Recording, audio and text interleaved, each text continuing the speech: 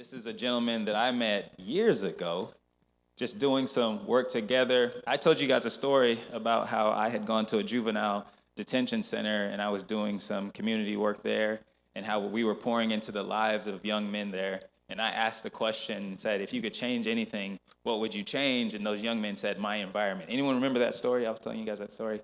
Okay, well, this young man that's here today was with me. We've been doing some work at Man Up for the past, I don't know. It's been a minute. He is a best-selling author. He's a motivational speaker. He travels the country. We're talking about from the Capitol in Oklahoma City to the White House in Washington, D.C. Some of you might have seen him because he is the hype man for Oklahoma State University. So if you go to any of those football games, if you go to any of those basketball games, this is the face that you're going to see on the microphone telling everybody to get rowdy and doing this back and forth. Mr. Les Thomas Sr. is with us in the building today. He's also the executive director of Urban Bridge. So he does a lot of community work in Oklahoma City, but the best thing that he does and the thing that he is most passionate about, it is administering the word of God. And so that's what he's going to do for us today. So if you would, please give a big SCU round of applause for Mr. Les Thomas. Thank you, sir. What's up? How y'all doing? Come on, man. Y'all doing good? Y'all feeling good today? Come on, y'all look good. Y'all smell good. I see those teeth smiling. Come on now. Come on. You know, now they gave me now I get to get a mic without having to hold it with a hand. I just might lose my mind today. I get to use both hands. I'm excited about that. Let's get something out the way. If you're from the West Coast, let me hear you make some noise. Okay. If you're from the Midwest, let me hear you make some noise. Now, the one person that said West Side was louder than the Midwest. If you're from the Midwest, let me hear you make some noise. South?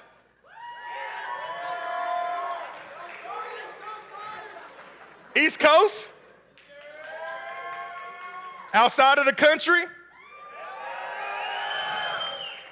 If you love your college, your university, let me hear you make some noise.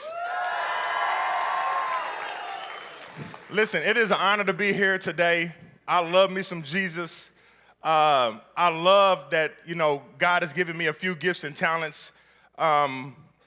I love that he's given me the opportunity to be a light for him. Even as the hype man at Oklahoma State University, I look at it as an opportunity to serve people because we all have challenges. We all got things that we go through in life. And I look at it as, okay, go Pokes, I see you. I look at it as an opportunity to serve people because I know we carry a lot of weight. We carry the heaviness of day to day. And during that time, you the same way as an athlete or musician, when you're in your gift, when you're in your talent, it kind of takes you away from everything that's going on in the world, right? That's an opportunity where you kind of take a little mental break. And for me, I look at it as an opportunity to serve people to understand that they're taking a mental break for 4 hours. So I take it really seriously, and I love that, So, by the show of hands, if you have a gift, let me see your hands in the air. You have a gift. Keep your hands in the air. If you got a talent, let me see your hand in the air. If you know that you was fearfully and wonderfully made, let me see your hands in the air. If you love yourself some of yourself, let me see your hands in the air. Listen, let me tell you this. In Jeremiah, it talks about before you were in the womb, God knew you, and he formed you. He gave you a gift. He gave you a talent. He gave you the ability to do something that no one else can do like you. I don't care if there's 1 million people doing the same thing as you. No one else can do it quite like you do. Like for you OU fans, I know Malcolm is down there at OU, but he can't do it like Les Thomas, nor can I do it like him. We got our own style, but both of us are great at what we do for where we do it. And so the thing is, even if someone else play the same sport as you, play the piano like you, sing like you, there's only one you. Somebody say there's only one me. Come on, somebody. All right, Matthew 25, verse 14. These are parable of the talents.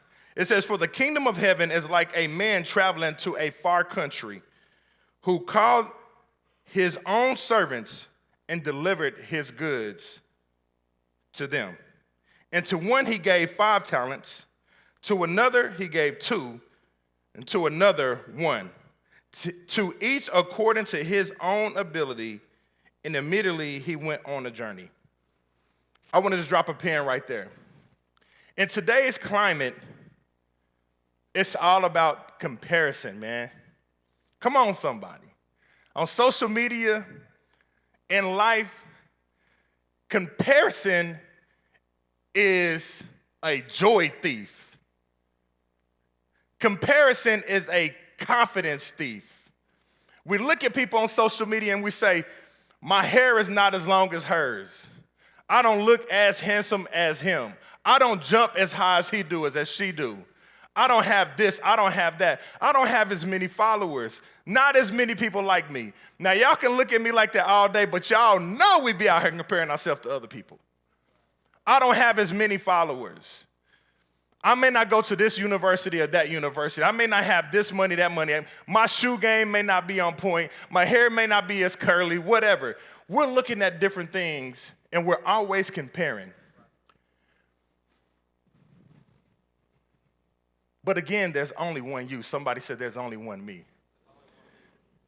In this passage right here, he said he gave accordingly to what they could handle. I'm going to say that again. He said the master gave to them accordingly to what they can handle. And I don't know about you. I don't want to try to handle more than I need to. Y'all seen the gifts and the memes before? Like, when people got groceries, you know what I'm talking about? I mean, you don't want to make 5 trips. So you about to load up your arms and take as many groceries as you can, right? I don't know how many groceries. Listen, my wife and I, when we lived in the apartments, we lived upstairs on a 2-story on the 2nd level. And I don't know how many groceries I messed up. Because here's the thing is like, it don't matter if bread was in it. It don't matter if tomatoes was in the bag. I'm going to carry as many bags as I can.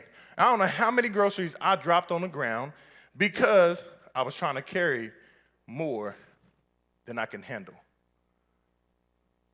My friends, whatever you got, whatever gift you got, whatever talent you got, whatever your eyes look like, whatever your hair look like, whatever your shoe game is like, whatever you're like, God gave you what you can handle.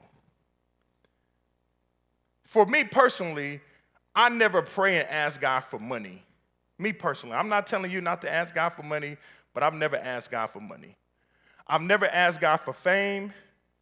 I've never asked God to put me in front of a lot of people. I've never asked God for any of that.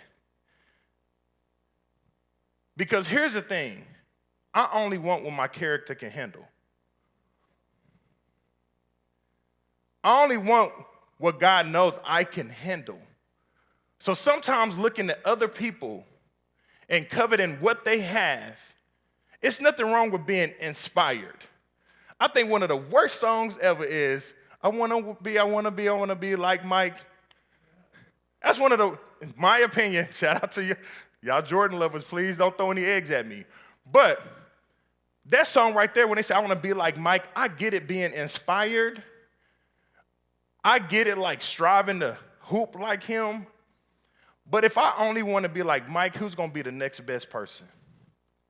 If that's my ceiling right there, how can I be better than Mike if I say I wanna be like Mike? No, I wanna be like me.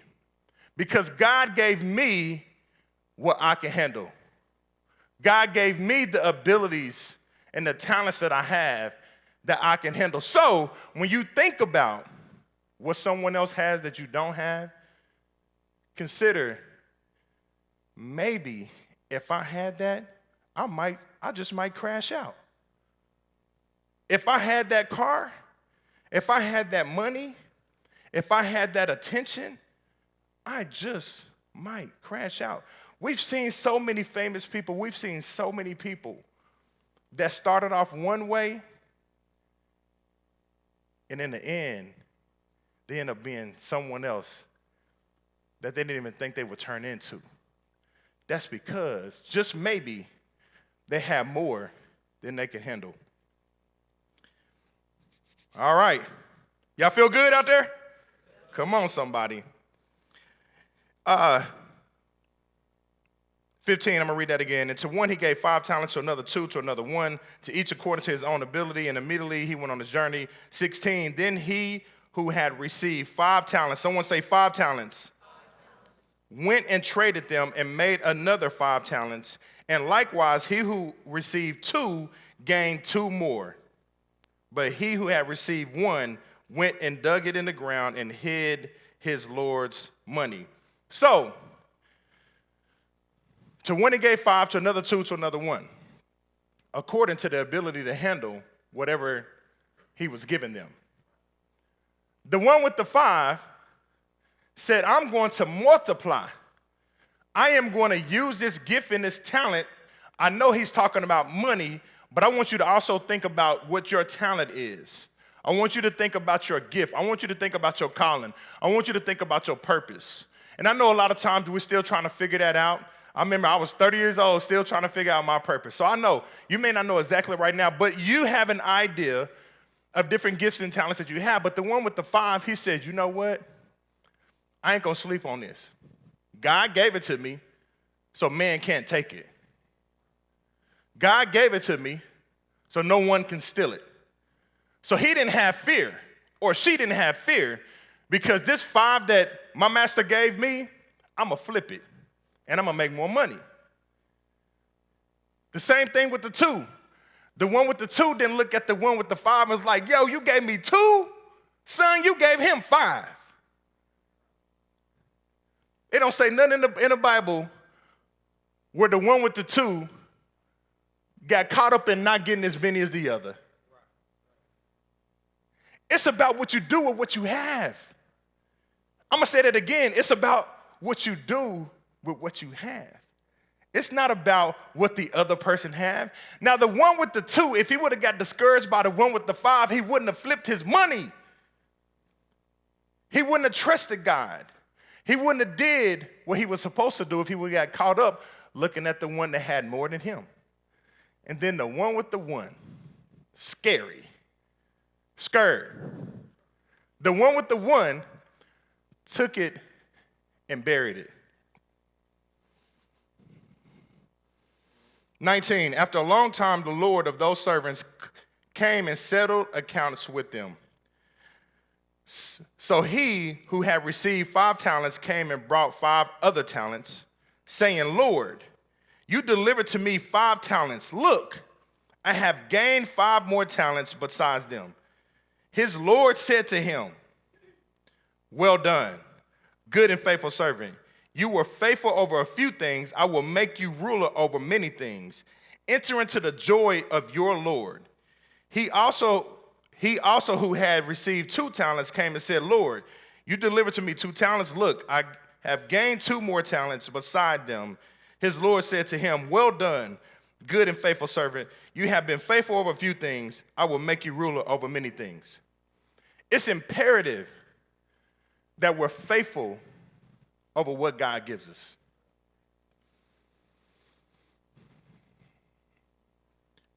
Your parents or whoever raised you, your caretaker, your legal guardian, if you couldn't handle $5, they weren't about to give you 50. If you couldn't drive a 1978 Pinto, they weren't fit to give you a Mercedes. It is important that the gift and the talent that you have, let me say this real quick. I want to make sure that you understand that when I say talent, I'm not just saying what you do for this university.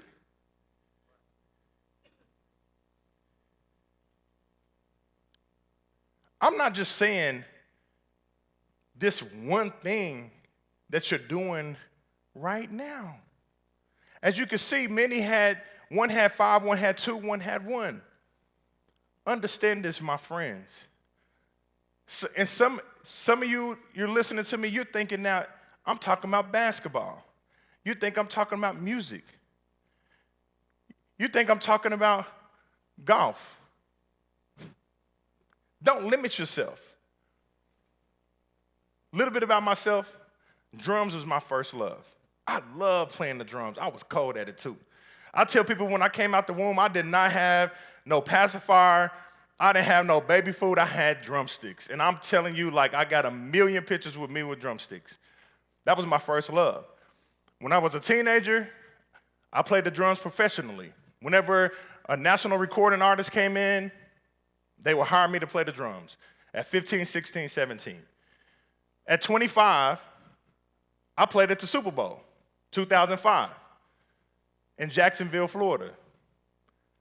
I opened up, Black Eyed Peas, played the drums. Now, I'm 46. I don't mind telling you how old I am, because I know I don't look it. There we go, I got a good laugh. I'm 46 now. I have not touched the drums since I was 26 years old. 20 years. I have not played the drums since I was 26. And that was at a height, killing it. Super Bowl, does it really get bigger than that? Black Eyed Peas, does it really get, I mean, maybe if I was playing for Michael Jackson or something. But my thing is, how small of a God would it be that we serve if he gave me one gift that only lasted a quarter of my life? You think that ball in your hand is your only talent? You think singing is your only talent? You think playing the piano is your only talent? You think golf is your only talent? You think track is your only talent? No. You have multiple gifts. You have multiple talents. And it's important that we take those gifts and talents and use it for God's glory. Don't think this microphone, a preacher in the pulpit, is the only way God can use you. When I'm at O State, I never say Jesus in the microphone. That's not part of my job. I'm there to bring the hype. I'm there to keep the party going during the half times and breaks. But you cannot tell me that God did not anoint me to be in this position at O State. We're talking about a kid that had a speech impediment. I had to go to speech classes growing up. Now, the thing that the world, my friends and family, consider weak is something that God is using as a strength in my life now. What if I would have took that gift and buried it because I did not think it was worth anything? My friends, what gift, what talent do you have that you buried because you didn't think it had any value?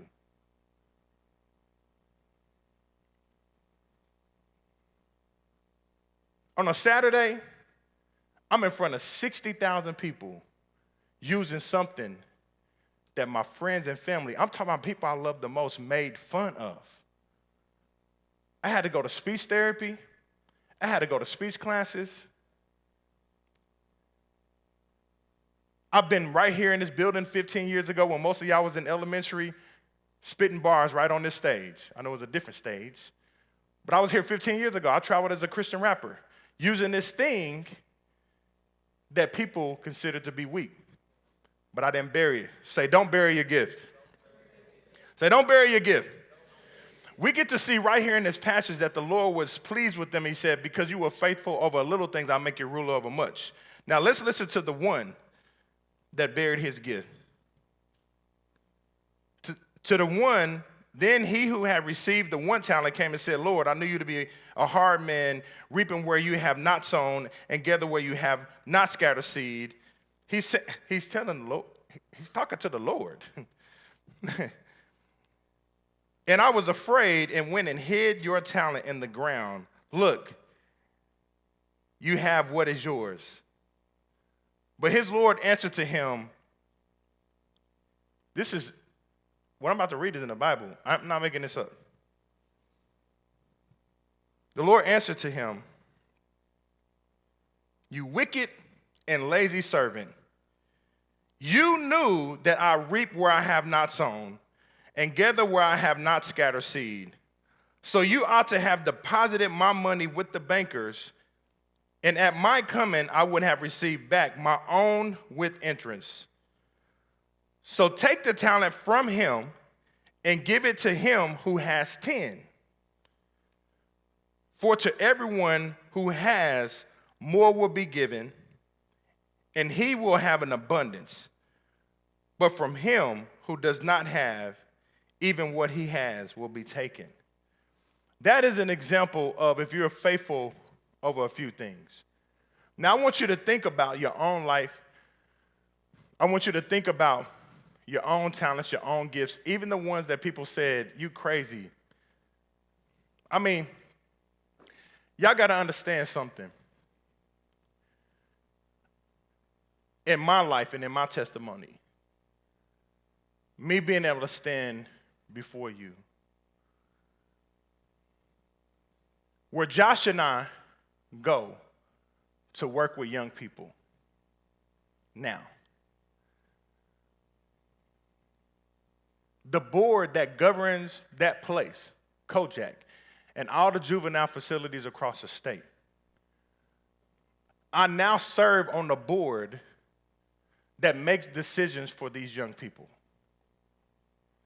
It's governor appointed. We make sure that it's restorative justice and that the mistakes of these young people don't become the identity. We make sure that they're in a position to thrive once they get out. The place where Josh and I go is a prison for young people that made a bad decision. Can I tell you something? I went there as a young person. The same guy, now that's governor appointed, on the board, making decisions for these young people, had to go to the same facility when I was a teenager. I went to juvenile prison as a kid. But now I stand before you as a righteous man of God, declaring the works of the Lord, showing what he can do in your life whenever you turn your life over to him. I don't say that to brag, man. I don't say that to make myself look like something I'm not. I'm here to say that whatever God is giving you is valuable, and no one else can use it like you. I want to talk real quick, about when Jesus fed the 5,000. I'm going to go through a few books, but I'm going to land at John. Matthew 14:13. Well, basically, so Jesus was like, he had healed people. He was like, I need to get away. I need to get a little break. He went across the water, boom. But you know what? Jesus, we should be chasing Jesus the same way they did. They was like, nah, you ain't done, son. I got to find you. I got to come to you. They swim. They did whatever they had to do to get to Jesus, right? So Jesus is healing them. He's preaching to them. Matthew 14:15. As evening approached, the disciples came to him and said, this is a remote place, and it's already getting late. Send the crowds away so they can go to the villages and buy themselves some food. Jesus replied, they do not need to go away. You give them something to eat. Luke 9:12. Later in the afternoon, the 12 came to him and said, send the crowd away so they can go to the surrounding villages, countryside, and find food and lodging because we are in a remote place here. Jesus replied to them, you give them something to eat. John 6:8 is where I land. So think about this. They're in a remote place. The disciples are worried. We need to send the people away. They're telling Jesus what they needed to do. Asking him. And his reply to them were, you give them something to eat. Which means the answer was amongst them. Which means what they needed was already provided. which means what they was looking for was already there. You know, like when you lose your keys and you're looking for your keys and you know your keys are there somewhere in the house, but you're looking and you know that they're there. Jesus is like, look amongst you. The answer is there. So John 6:8, another of his disciples, Andrew, Simon Peter's brother, spoke up. Here's a young boy with 5 small barley loaves and 2 small fish. But how far would they go amongst so many people? Now let me say this. This is what I like to think. I like to use my mind. This young kid had fish and bread. Now, I'm trying to think, why does this kid have some fish and bread? Why did he pack a sack lunch? This is probably what happened in real life. This is not the gospel. This is less. Mama was like, hey, we're going to go listen to Jesus. And he was like, man, that dude, Jesus, be talking a long time. When we go, we gone for a long time. We're going to travel. My feet hurt. You ain't going to care because you want to get to Jesus and listen to him. I'm going to fix me something to eat. So what he had, he thought it was for him. I'm going to say that again. This thing that he had, he thought it was for him.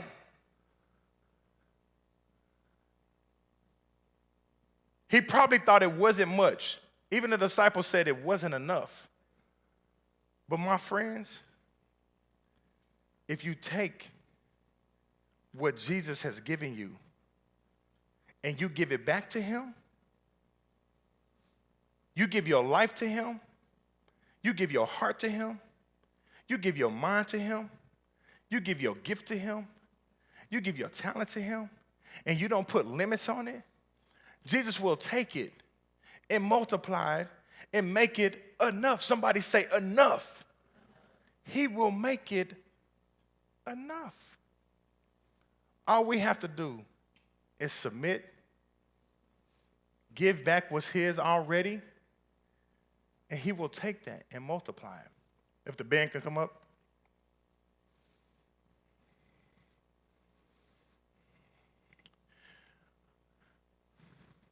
I want to go back to the one that buried it. I remember when my mother and I were standing in court. I grew up in a gang neighborhood, drugs, poverty. An episode of Cops was shot right in front of my house. That's the environment I grew up in. So I became a product of my environment with a loving mother. I tell people I was a drug baby. My mom would drag me to church like 8 days a week, y'all. I'm telling y'all. I had a great mother. Because she was single, she had to work multiple jobs.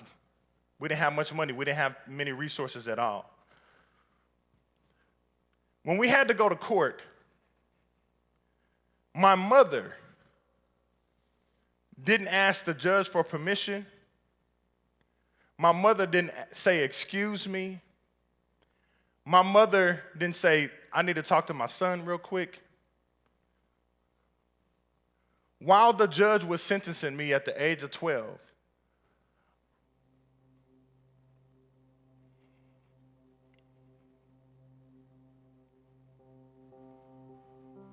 my mother grabbed my face. She put her hands around my face, and she got 6 inches from my face. And this is what my mother said. She said, Les, this moment will not define you. She said, Les, God has called you to greatness. Do not allow these people to make you think that you are a bad person. Then she said, I rebuke the enemy off your life. My friends, this is in front of everyone. When she said that to me, it seemed like it was silent forever. The judge stopped talking. You couldn't hear anyone in there. That moment, when she said, I'm called to greatness, when I had no idea what greatness looked like, I had never seen anything great in my life. All I saw was brokenness. Gifts, talents, what? I'm trying to survive.